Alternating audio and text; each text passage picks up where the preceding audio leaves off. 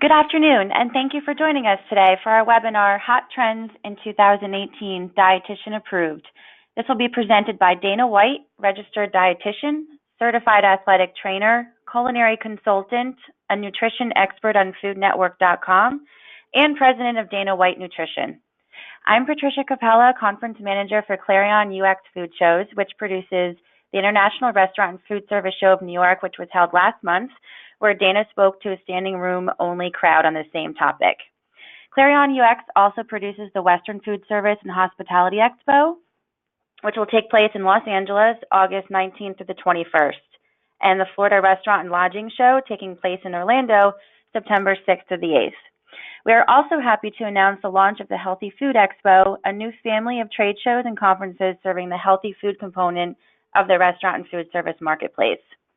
A few housekeeping notes before Dana begins the presentation. All audience members are on listen-only mode, which means you are muted. We will be monitoring audience engagement on the dashboard and encourage you to participate by using the question pane. There will be time for question and answers at the end of the session. This webinar, as well as others in our series, will be made available on our website in the coming week. Now, please join me in welcoming Dana White as I turn the program over to her.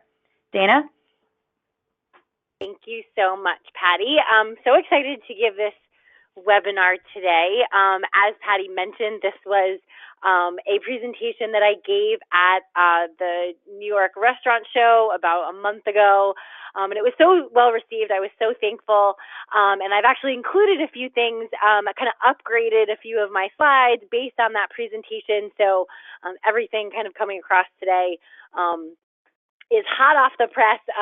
It's something that I've been working on for quite a while. I always like following trends, especially in the world of nutrition, so super happy to be sharing my findings with everyone today. A little bit about me. I am a registered dietitian. I come from the sports medicine world originally, and then went on to pursue my love of all things culinary. So now I spend a lot of time working as a recipe developer, a food blogger. I've been with the Food Network for about 10 years now. I hope to think that because of all the trends and all the time I spend in the media, I really do try to have my finger on the pulse of kind of what's hot in the healthy world right now, and really hope to impart some of that knowledge into things that you can do with your own menus and to your audience and patrons as well. I also am a proclaimed farmers market addict, and I spend a lot of time exercising to kind of work off all these extra calories I like to take in, and always busy with my 3 little recipe tasters that I have at home. This presentation was created in partnership with a few companies that I just want to recognize briefly and disclose. I do work in the industry as a media spokesperson, and this particular presentation was put together in part with my friends at Sorghum, which you're going to hear more about, and the folks at California Walnuts. We've been working together on some things that I'll be presenting to you as well. So today's session will be really what I've kind of defined as an IT list of healthy foods for menus. I've searched all kind of different avenues and reports, industry reports, restaurant guide, kind of looking all over the place to really find themes, find out really what consumers and patrons are looking for, what is in the media out there that's really resonating with people, really in food, and then kind of highlighting what also has healthy components, and then how you can translate some of that, nutrition information to make it accessible and, if you will, digestible, to the people that you're cooking for. We're going to talk about the what and then the why and the how also, because I think sometimes things just get popular for the sake of being popular, and we don't always know really why something is good for you. And a real goal I have as a culinary dietitian is to give people information about why something is good for them, but then also to understand like what you can do with it, how that can be accessible to you on a daily basis in terms of what you're looking to eat and things of that nature. So I've pulled out what I call the nutrition highlights. What are some of the really great nutritional qualities that some of these foods and concepts have to offer, and then some ideas of how to use them in recipes and incorporate them into into menu items. And then finally, in closing, I will have a couple of things that I just keep coming across that I had to kind of share with you. Maybe things that would make the list for 2019. So a few up and comers that I think are already on my radar to potentially be contenders for healthy trends for next year. This particular slide, there's no poll attached to this. So if you are looking on right now, there's not an active poll. But when I gave this talk at the restaurant show back in March, I did poll my audience to kind of just get a concept of what did healthy mean to them. So the first word, so even those of you that are participating now, if you could just stop and think for a minute, when you know, what does the word healthy mean? What's the first word that comes to your mind? That's what I asked the audience of, I don't know, somewhere around 200 people to do the first time I gave this presentation. And this is what I got. So this was the result of that poll. And I just thought it was interesting. I wanted to share with you kind of what people were thinking of. So you get all kinds of words. You get, you know, moderation and, you know, things like, you know, dense and awareness and acceptance. I just thought it was really interesting just to take a moment to look and see what was popping up on people's radar, you know, in the audience when I said, what does the word healthy really mean? So, and I think this is a great representation to show that healthy means a lot of different things to a lot of different people. And so as a registered dietitian, I appreciate that and I respect that. And I think, you know, I think just because something is healthy to me doesn't necessarily that it means it's going to be something healthy to somebody else, you know. So I think it's really important to identify that and realize that, you know, just because a food is high in calories doesn't mean that it's unhealthy, or just because a food, you know, may have a decent amount of fat in it, that doesn't automatically mean that it's healthy. Carbs can be healthy, you know. It's really a kind of personalized thing. So being able to kind of tap into what people want for quote unquote healthy on a really broad scale, I think is really important. And I do have to throw some scientific data in here. And this is a graphic from the 2010 U.S. dietary guidelines. So we are currently in the 2015 cycle, but this graphic I just think is so poignant. It says so much, so I still use it. It's not outdated because currently the data remains the same. If you look at the more current guidelines, I just really like this graphic. And what you can see here, if we're looking at, I think I have my arrow working here. If you look here as a percentage of goal, so these top items here are what is considered appropriate, what we would say, you know, the daily recommendation would be for certain nutrients and food groups. You can see that as an American population, we are underachieving when it comes to getting enough things like whole grains, fruits, vegetables, dairy, healthy seafood, healthy oils, and that then translates to lower than desirable amounts of things like fiber, potassium, vitamin D, and calcium, which of course is good for bones, digestion, muscle health, just kind of all of those things just in those four nutrients. So we are underachieving in that area. On the flip side, you can see that when it comes to maybe some of the less healthy components of some of our diets, things like saturated fat, which isn't good for heart health in large quantities, sodium, refined or processed grains. You can see as an American population, we are overachieving. And so it says calories from SOFAS, which is a kind of an acronym that the guidelines presented. I don't think anybody really knows it hasn't really caught on maybe the way that they had hoped. SOFA stands for solid fats and added sugars, meaning that these are areas where we're hoping people could maybe cut back on them, because as you can see, people in excess, almost 300% of what the recommendation is for these types of foods is really what Americans tend to be taking in. And what this has created, as you can see at the top of the slide, is in general, it creates a population that is overweight yet undernourished. Okay, so meaning that the calories are coming in, it's contributing to expanding waistlines, but since the quality of those calories isn't always great, we still aren't meeting our nutrient needs. So we're taking in plenty of calories, but we're not taking in enough nutrients. So this is where, you know, healthy buzzwords tend to come in, and what can we do to help correct that? How can we help provide foods that are going to help flip this around a little bit and hopefully lead to eating good quality calories, or nutrient dense calories, as we like to say. So the first food on our hit list is sorghum. And this is something, so it falls under the umbrella of ancient grains. And the term ancient grains continues to be a top buzzword. It hit the National Restaurant Association list. It was a top 20 item term for 2018, and I don't think it's going anywhere. I think they continue to gain momentum, and I think for a good reason. So I think sorghum is a great example of an ancient grain, a whole grain that has a lot of nutrients available.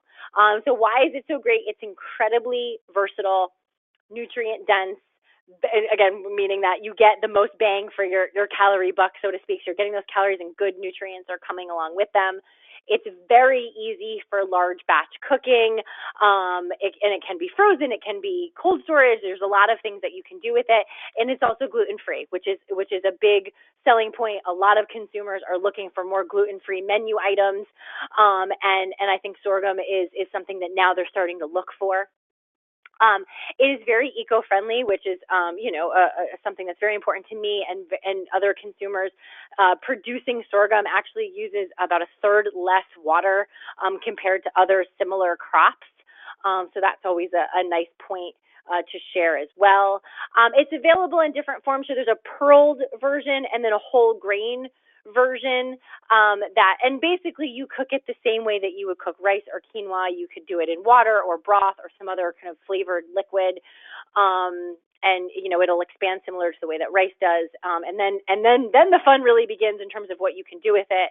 I'll share some examples. So the grain itself can be prepared in that way, but also from sorghum, you can get it in a variety of other forms as well. So it can be ground into flour to be imparted into baking. Flake sorghum is available. Sorghum syrup, if you have not had sorghum syrup, you have to try it. It's a thick, very rich, beautiful flavored syrup that dissolves well in other liquids. And I'll show you an example in a moment, but it can be used for drizzling or finishing, use it in salad dressings. There's quite a lot you can do with that. So it's got this beautiful kind of nutty molasses flavor to it that I'm kind of obsessed with right now. And you can also pop sorghum, which I've seen a lot of really fun things working with chefs that they've done with pop sorghum. You can eat it alone as a snack, very similar. It kind of looks a lot like popcorn, and also use it as a finishing. I've seen some chefs do some beautiful things with desserts and other finishing, just adding that little element of crunch that you want in the right place, whether it be on a salad or something of that nature, or you just like eat it by the handful like I do whenever I can get my hands on it. So definitely look out for pop sorghum. That's an item that some of my friends were telling me, some of my fellow dietitians were telling me consistently has been selling out on Amazon. So if you can get your hands on it, definitely make sure you get yourself some pop sorghum. The nutrition highlights, it's an excellent source of nutrients like phosphorus, vitamin B6, and fiber. Fiber, as you go back a couple of slides, you'll see that's one of those areas where we all need a little bit more fiber in our diet. It also has protein, magnesium, iron, potassium, and selenium, which is also a very potent antioxidant. Consuming sorghum has been related to digestive health, healthy blood pressure, and those antioxidants. And I'm going to talk about antioxidants a lot. Looking at a wide range of many of the foods that I'll be talking about this afternoon. Antioxidants are really these cell-protecting nutrients that you really find in a lot of these foods. So when we're talking about something being healthy, especially a plant-based food, you're often going to see some of these antioxidants, which are really, the more we research it, really becoming a really important factor in the diet to help keep us healthy and reduce the risk of certain types of chronic disease. Here's a full nutrition profile on sorghum. I'm not going to go through the entire thing, but you can see that, in several categories, there's a pretty wide range of both minerals and vitamins, in addition to some healthy fats that are available in sorghum. And in this little picture up here, there's some whole grain sorghum right there that you can see. Some uses for it, the bases of salads and grain bowls. I'm going to show you a beautiful image of a Middle Eastern sorghum bowl in a moment. Used in baking, salad dressing, and there's plenty. If you go to simplysorghum.com, you can find scaled recipes for food service to make your life a little easier there. And those images on the right is a carrot ginger dressing using sorghum syrup that I'm pretty obsessed with nowadays, and this beautiful berry crumble. And those recipes are from my dietitian friends at Triad to Wellness. Their website is down there, so I appreciate their lending me their images. And there is that Middle Eastern sorghum bowl. You just want to dive into it with some lentils and some tzatziki, some beans, and some chicken skewers right there, a little pita bread, and I could just go to heaven with a glass of wine right there. Okay, so that's the sorghum story. The next food on the hit list is matcha. Matcha is another one that has been popping up on all kinds of radars throughout the food world. A recent a survey done by Pollock Communications, which is a PR firm in New York City, in conjunction with Today's Dietitian magazine, which is a very popular publication amongst registered dietitians. Registered dietitians, you're asking them, they said green tea and along with it matcha are a solid it food for 2018. Green tea has kind of been on people's radar for sure. Matcha is a little bit different. Matcha is not the same as the steeped green tea leaves that you find in more traditional green tea. It's a powder. And so it's actually more potent than just having the green tea leaves, because with tea, it's steeped and you're basically going to get rid of, once you've steeped it in some liquid, you're going to get rid of those leaves. Whereas matcha powder is all ground together. So you're actually consuming a powder that's made from those leaves. So you're getting more of the antioxidants and taking advantage of some of the things we're going to talk about by actually consuming the entire leaf of the plant. It's a very fine, beautiful, kind of light emerald green colored powder, which also lends itself to some really beautiful food. I'll show you some images in a moment. It dissolves easily in both hot or cold liquids, which is nice because it doesn't necessarily need to be heated and then cooled for certain applications. You can just whisk it into cold liquids and it will dissolve. And savory and sweet applications for sure, and really far beyond just beverages. I'm really starting to see that everywhere. There's actually a chain of I don't even know if I can call it a pastry shop or a coffee shop. It's called Cha-Cha Matcha in New York City. They've opened up. They recently just opened a second location. The place is amazing. Really kind of taking matcha all over the place with all these creative ideas in both food and beverages. It's very low in calories, which is nice as far as a nutritional highlight. It's a great way to bring some flavor or some color in to a dish and not really add a bunch of calories whatsoever. That's kind of the beauty of some of these. If you're taking a spice or an herb, it's a great way to impart flavor without bringing a lot of calories along. Only matcha is incredibly rich in antioxidants, particularly ones that fight inflammation. And we do find that the American population is more inflamed than we would like them to be. So anything that we can do to reduce that is always a good thing. It has these particular nutrients in it. There's some new studies that have just been published within the last year. And really up until a few months ago, looking at some of the other things that regular consumption of matcha might be able to do. So there was one study looking at that it would actually help increase fat burning during exercise.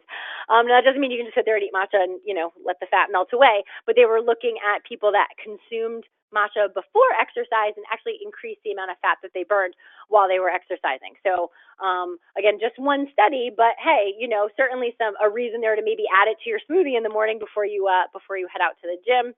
And also another study kind of looking at the more cognitive piece of matcha and some of the antioxidants it contains. This particular study here is showing that it did show in study participants to improve focus and attention when they had some matcha. So, and there's the references are down there at the bottom, and I can get you the full citations. If anyone would like those, they can email me, and I'd be happy to pass them along.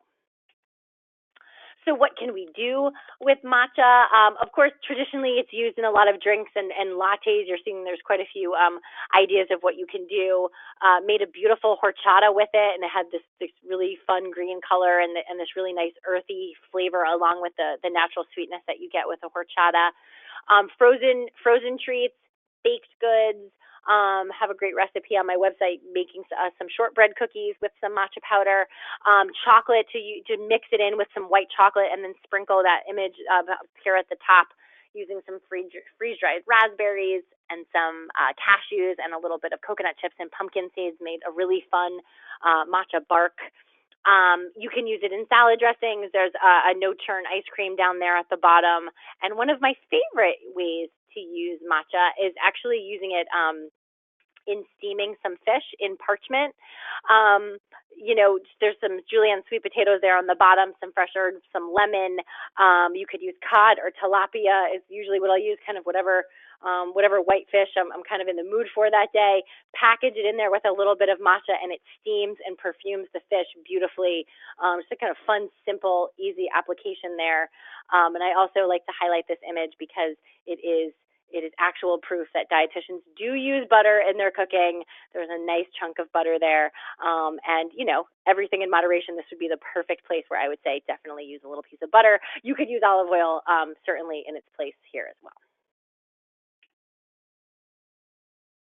Okay, moving on to our next IT food is walnuts. Some more surveys that I've been kind of digging through, looking at. There was a survey done in 2017 looking at meat alternatives, and walnuts was ranking very high as one of the most, in addition to legumes and mushrooms, walnuts were the most popular ingredient to use in meatless meals. And I think it is I think more so than a lot of other nuts, the texture quality that you can get, and I'll show you some examples in a moment, really adds, its flavor profile works very nicely because it's not overpowering. The texture and then also the nutrients that it's going to bring along really makes it an awesome option for chilies and tacos and maybe some of these places where, it may be hard to find another kind of plant-based substitute for meat, or even a way to cut back on meat. So maybe to substitute a portion of the meat as opposed to going completely vegetarian. You really have a lot of options in what you can do. Walnuts kind of plays nicely either way. So whether you're going to just going to keep it with a full plant-based recipe, or you're going to mix it with some protein, with some animal protein, you can really go either way.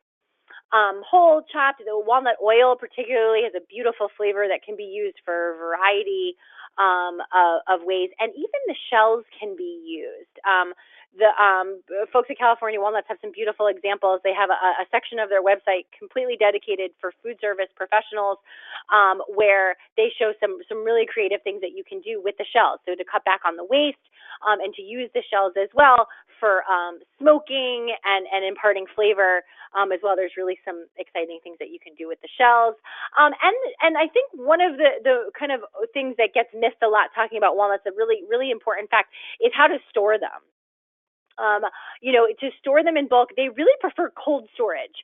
So you can buy them in bulk, you can cut down on your costs that way, and keeping them in cold storage really helps protect those really delicate essential oils that walnuts have, which is one of the reasons they are such a trending healthy food.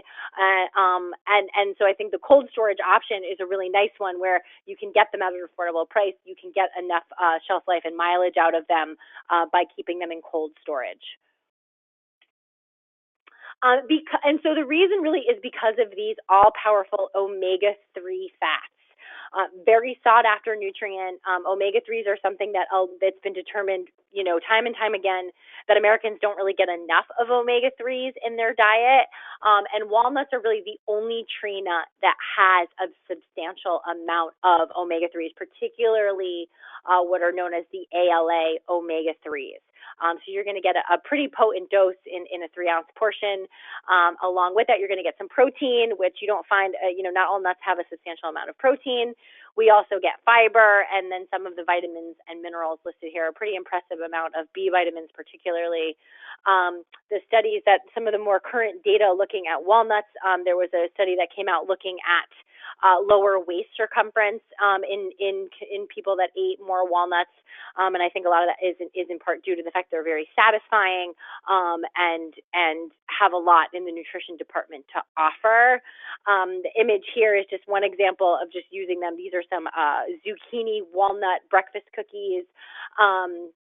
Really, anything that you're baking. I've yet to come across a recipe for a baked good that you couldn't throw some walnuts in and make it taste better and add some beautiful texture to it. So baking is kind of a very obvious way to do it, but there's plenty of other ways that you can enjoy walnuts as well. Drinks and smoothies. I actually really like, with a high-speed blender, you can blend them in. You don't even know that they're there. I actually like to leave a little bit of texture when I blend a smoothie.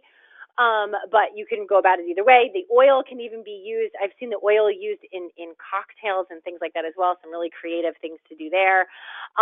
Burgers, again, those kind of meat replacement options, using some chopped walnuts to help with burgers, whether it's a grain-based burger or in a chili. You can grind them in and make more of like a hummus or a vegetable sort of dip. That upper image right here is using some roasted beets and walnuts into like a beautifully colored spread, and then garnished with a little bit of extra walnuts for crunch.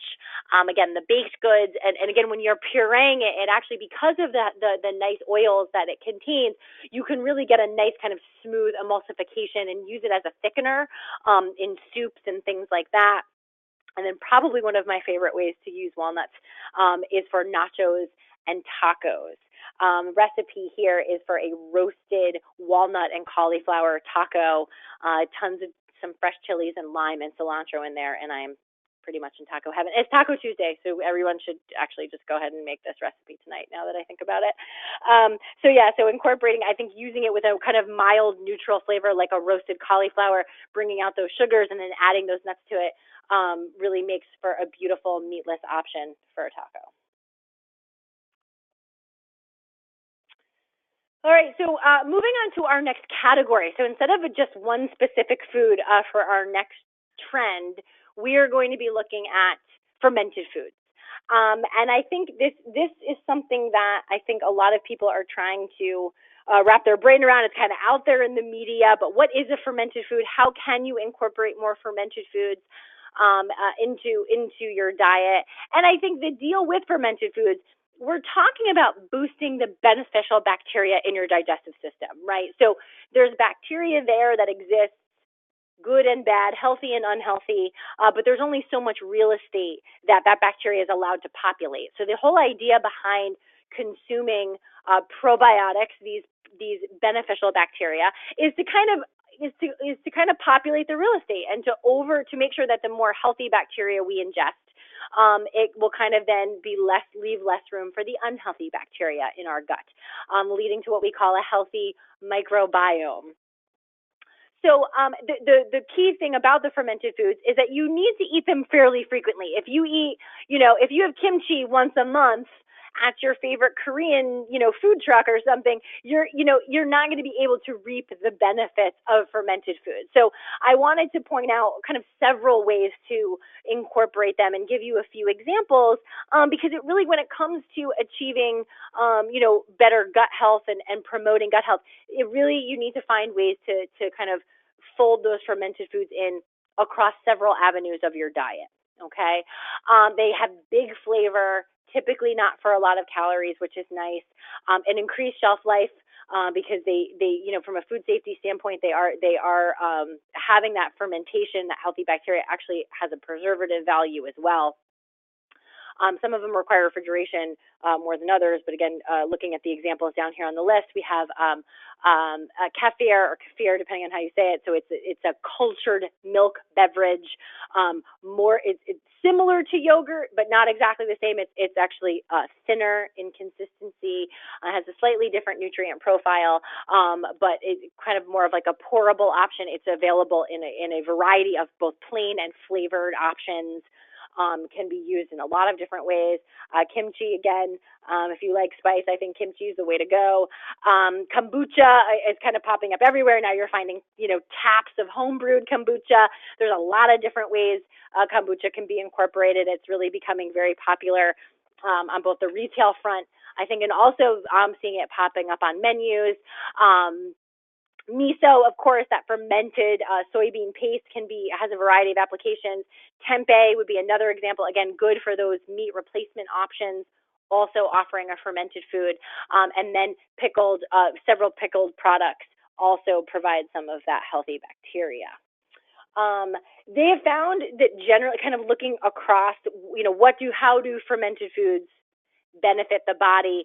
They're finding some with both mind and body benefits, so some of the gut health things, but then that also contributing to, things like mental clarity and focus. And there's some interesting data starting to come out on really how the health of your gut affects other parts of your body as well. Of course, they help with that regulation of digestion, which also that healthy bacteria helps from an immune system function as well, leaving you less susceptible to potential bacteria that could make you sick. The enhanced amount of certain vitamins, meaning that coming into contact with some of these, by the act of fermentation, it's actually increasing the amount of nutrients that are naturally existing in the foods that are being fermented, so particular B vitamins and vitamin K. And then, of course, you're getting fiber and also what are called prebiotics, which are actually kind of what they sound like, a precursor to that probiotic bacteria. So all of these nutrients and benefits are coming along for the ride here with fermented foods. So some examples of what you can do. The kefir I love to put in smoothies, but also beautiful for frozen desserts. Kimchi, there's nothing kimchi doesn't taste good on as far as I'm concerned. So a fried rice and egg dish, again, with tacos, sandwiches. I have been known to put it on a slice of pizza now and again. So I think there's some fun ways that you can incorporate it into all kinds of foods. Kombucha, making your own kind of customized blend, is becoming very popular nowadays. And it can also be used for ceviche in terms of a cooking liquid, so to speak. And I've seen some really creative cocktails featuring kombucha as well.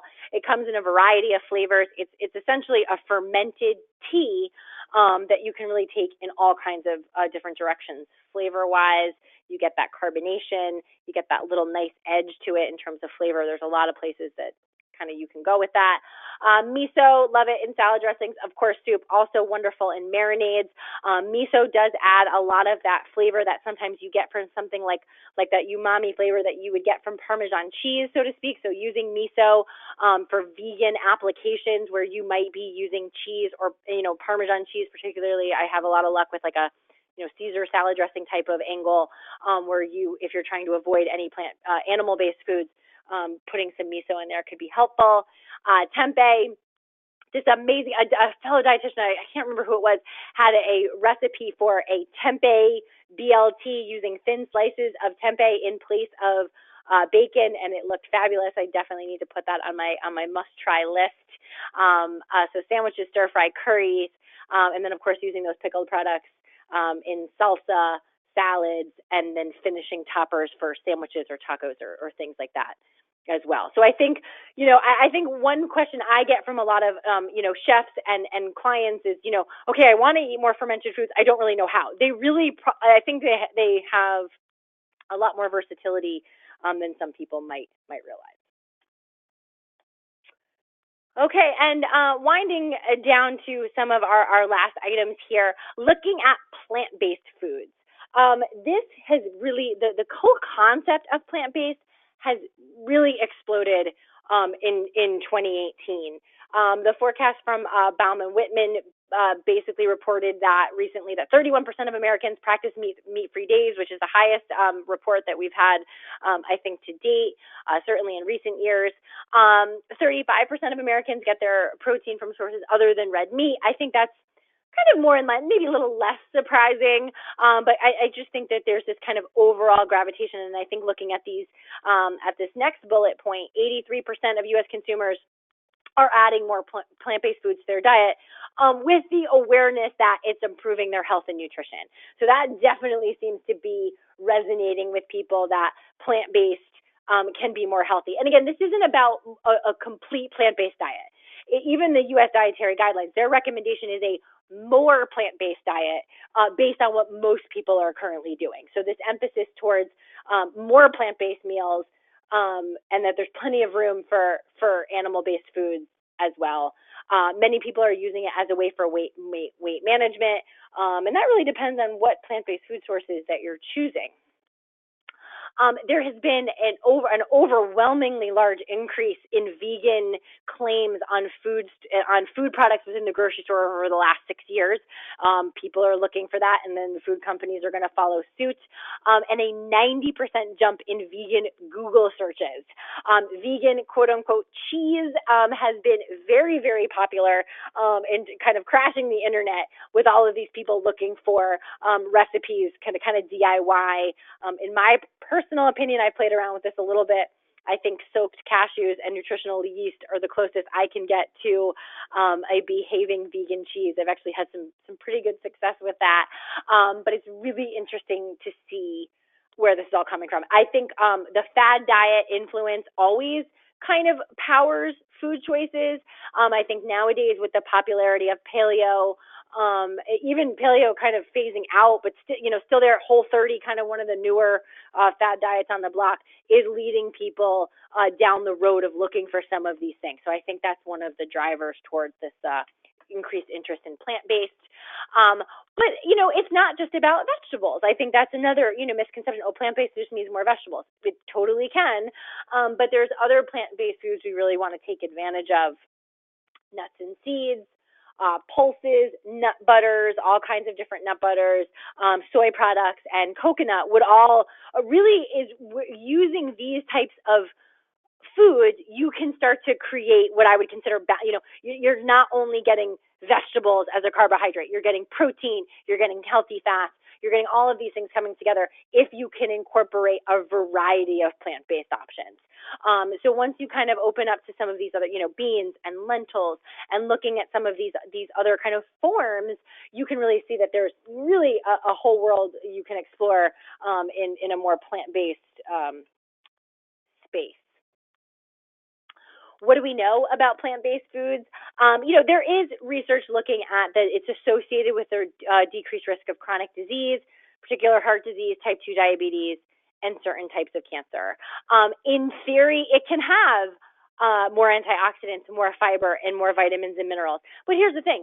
We kind of say, vegetarians can reap all these benefits. Well, I know vegetarians, and the only, vegetable they eat are French fries.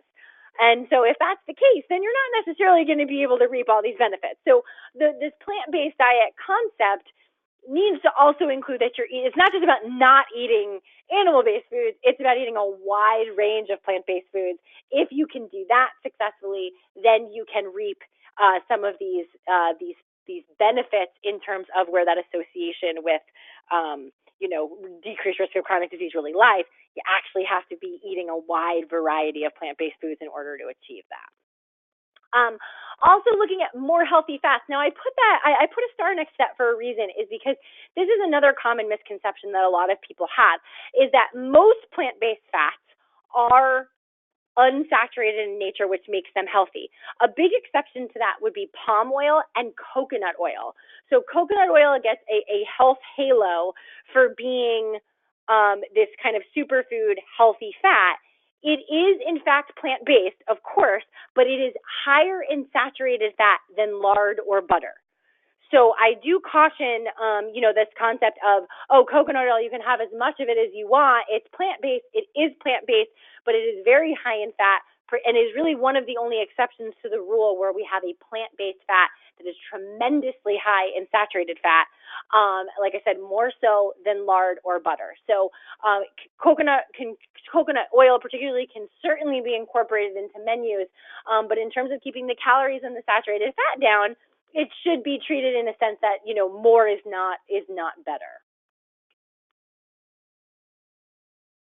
Okay, and so a couple other buzzwords that I came across that I definitely wanted to make sure that I gave some credit to in this presentation is looking for things are the 4 bullet points that you see here. So avocado is still hot. It's not going anywhere. I did see it pop up on a bunch of lists. So I didn't dedicate a bunch of time to it in terms of an it food because I kind of wanted to focus on some of the new trends. But don't be fooled. Avocado is not going anywhere. I'm actually seeing it being used in a lot of new and different places. So avocado-based mayonnaise. So avocado oil itself can be used in a variety of applications. And now I'm seeing, it's bottled or in sprays, and then also used to make things like emulsified dressings and mayonnaises and things like that. So it's just kind of an application of avocado. And in this case, you are dealing with something that is predominantly a healthy, unsaturated fat. Not so much a concern about saturated fat there. Using it in desserts, it actually makes an incredible ice cream and can be used for sweet applications as well. And of course, avocado toast. No one's giving up their avocado toast. Go on Instagram right now. You'll see 50 avocado toasts in your feed in 5 seconds. But I still think I'm still surprised by seeing the creativity that people are able to come up with. So definitely a hot item on a lot of restaurant menus, and really a blank canvas to do quite a lot of healthy and creative things there. Bubble cones, I had to include at least a mention to. It was funny because my audience at the New York show, not many of them were familiar with bubble cones. And really, it's just something that I'm seeing. It's popping up everywhere. I recently, had seen them as kind of like a homemade version of that, which I'd never seen before. Typically, I'd only seen them in particular sort of ice cream shops, but they really are taking the traditional kind of waffle cone and literally expanding it. They're these large cones and they have these very big kind of puffed wells of air in them that kind of look like bubbles, and then they're kind of folded over as a vessel to hold ice cream. They're very tasty. It tastes very similar to like a Belgian waffle. It has a lot more kind of texture and softness to it than your kind of traditional waffle cone that's very crunchy. But I felt like the dietitian in me did need to point out that I was actually shocked looking at some of the nutrition information, where a standard, kind of hard sugar cone, so not even a waffle cone, a sugar cone, maybe has somewhere in the 30 to 50 calorie range. Waffle cones are going to creep up, or maybe closer to 150, maybe 200. Your standard bubble cone has over 300, if not 400 calories in it. And that's before you put any ice cream in it at all. So I'm seeing them really, pun intended, pop up everywhere. But I would definitely say, okay, as cute and fun and trendy as they are, I would certainly recommend them in moderation. Hemp is another kind of up and comer. I think if I give this talk again next year, I'll probably spend a lot more time talking about hemp. It is related to the same plant as marijuana, but no, there is no THC. What you're eating in this particular, instead of the leaf, you're eating the seed of that particular cannabis plant, which actually has a lot of nutrients in it. So hemp seeds or hemp hearts, they're actually the same thing, are becoming very, very popular right now, and turning them into hemp milk and various other kind of hemp-based products. Kind of putting that on your radar as an up and comer. It's kind of out there already, but I think it's still yet to really have its kind of coming out party. So be on the lookout for that. And finally, the Instapot, which you may think is really strictly for the home cook. And it certainly is. That's really where it's designed to be, is an at-home cooking appliance. But I have, in some smaller restaurant settings, seen the Instapot really taking a role in menus. And it's been really interesting to me. I must disclose selfishly that I do have an Instapot cookbook coming out in October. But that has nothing to do with it. I feel like I need to disclose that. But the whole Instapot phenomenon, there's actually quite a bit that you can do in terms of kind of larger batch cooking, or again for like a smaller cafe sort of setting. I saw that this one local eatery in New York City was actually making Instapot yogurt, which is one of the beautiful functionalities of Instapot, is that it is a yogurt maker, and it does take it's kind of an overnight setting, and they were making yogurt overnight in the Instapot and serving it to patrons in the morning. Hands down, one of the best yogurts you'll ever taste. In a really nice way, and certainly resonated with patrons because they were like, "Oh, that's so cool," having the Instapot on the radar and then seeing it at a local spot was something that I thought was really catchy and creative, and I really liked it. So if there's an Instapot to bring for the ride, definitely consider that. So my information is kind of drawing to a close. I would love to hear some questions from the audience right now. Here is my information. I would love to connect with all of you. Ways to get me both on social media, and both my email address is there if anyone wants any of the research studies mentioned.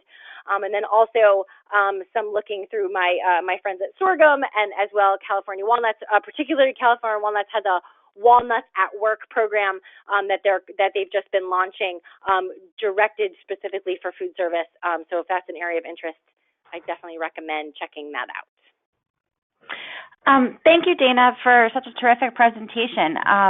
This was great, and we really appreciate you sharing all the expertise with our audience. We do have a few questions, if you don't mind taking a minute to answer. The first question is actually based around matcha.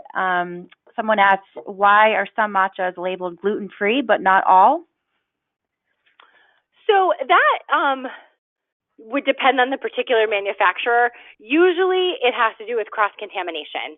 So the matcha itself is naturally gluten-free. There's no gluten to be found. What you worry about is that since it does need to be processed and ground into that powder, and then of course if it's going to be packaged or shipped, if it's done in a facility that also handles gluten-containing items, like a mill, for example, they can't be certified gluten-free because there's the risk of cross-contamination. So that would be the area to look out for. You can find certified gluten-free products, but you have to look, you basically have to check labels and find brands where there's not that risk of cross-contamination. Thank you. And the second part of that question is, are there additives in some of the matcha mixings or flavorings?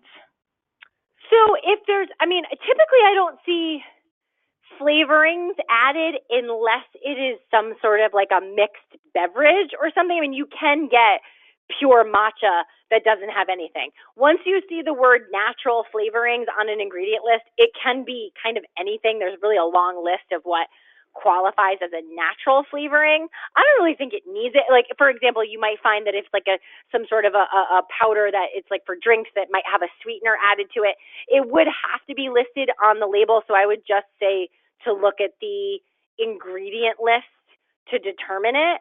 I do caution, though, is that there is data that looking at, because you are consuming the leaves of the plant, there can be traces of lead just that naturally exist within that plant, where usually in a steeped tea, you're going to get rid of the leaves, and that's where most of the lead is.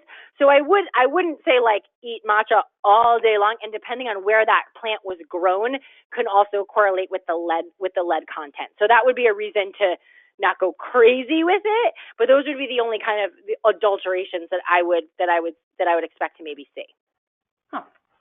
And another question: any idea what is driving the plant-based food trend? So I think there's a lot. I think there's a lot driving it. I think the U.S. dietary guidelines have been trying to drive this really for the last decade. So maybe part of that has finally started to caught up. But then, as I mentioned in the slide too, I think some of the fad diet trends have been contributing to that as well, where some of the more popular, where maybe 15 years ago, a lot of the fad diets were very heavy meat-based diets, like Atkins, for example. Now we're seeing more things. Paleo is kind of in the middle, but even things like Whole30, you're seeing more and more of the fad diets contribute towards more plant-based foods. So I'm not a huge fan of fad diets because I think a lot of times they're too restrictive and don't necessarily work, but I can't complain if there's an increased emphasis coming from all different angles about eating more plant-based foods. I can't be upset about that. Thank you, Dana. We just got another question asking, what about organic tea and lead? Organic meat. I'm assuming that means, can there be lead in organic tea? That's what I'm thinking. Yeah, I would imagine. Again, this is I wouldn't know for sure. So I would I would probably want to look into it a little bit more. My educated guess is that it can contain lead because organic is related to pesticide residues or herbicide residues. So organic really doesn't have anything to do with lead contamination. So that's something that naturally exists in the way the plant is grown. So depending on the area, it can certainly be organic and still contain lead, because the lead is coming more from the soil, and that depends more on the location that it's grown. If there may be data that compares where organic is grown and not, but I think it's not really an organic issue, so it would be fair game. I'd imagine it would be fair game that it could be in there. Got it. And actually, going back to you mentioned at the beginning of the presentation about sorghum syrup. Can you answer a question came through on what's the best way to use that? So I personally use it in salad dressing a lot. That's one of the ways that I like to use it. I also have used it it's very sweet, so a little goes a long way, which is nice.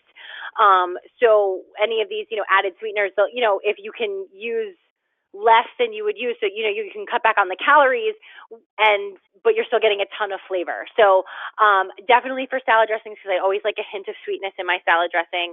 Also, I'll use it like over oatmeal or something, some sort of hot cereal, just to give it I usually like a little bit of sweetness. So instead of dumping like a bunch of sugar on it, I really like that kind of caramelized element that you get from the sorghum syrup.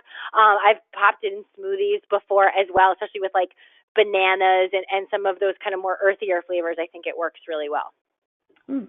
That sounds really good. And we do have time. Let me just check here for one more question. This one is actually if it's possible to receive a copy of the PowerPoint material. Yeah, so it'll be available. It kind of brings you to your next one. I know it'll be available on your site, but I'd be happy to share a PDF. All you just email me, and I could send you a PDF. Okay, and actually, I'm so sorry. There's one more question if we have a moment. Are most of these plant-based foods low in iron, and how do you advise the consumer to work around them?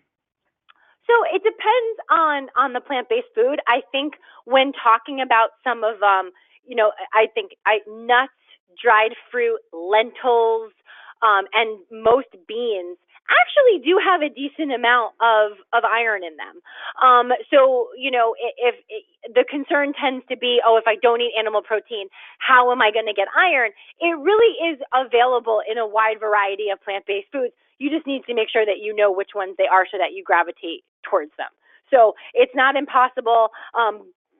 But definitely, some of the pulses, nuts, and dried fruit are usually some of the places that I start to tell clients to make sure that if they're trying to make sure that they're getting enough iron using plant-based options.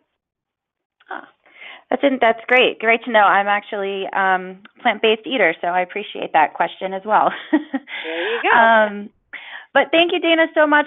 This was really wonderful information. We hope to continue to see you at our food shows. And speaking of that, I just wanted to point out the slide that's up on the screen right now. We do invite everyone to visit thefoodshows.com for more information on all of our upcoming events. And also, we will be housing Dana's webinar presentation on our website as well, so you can refer back if you'd like to review any of the material again.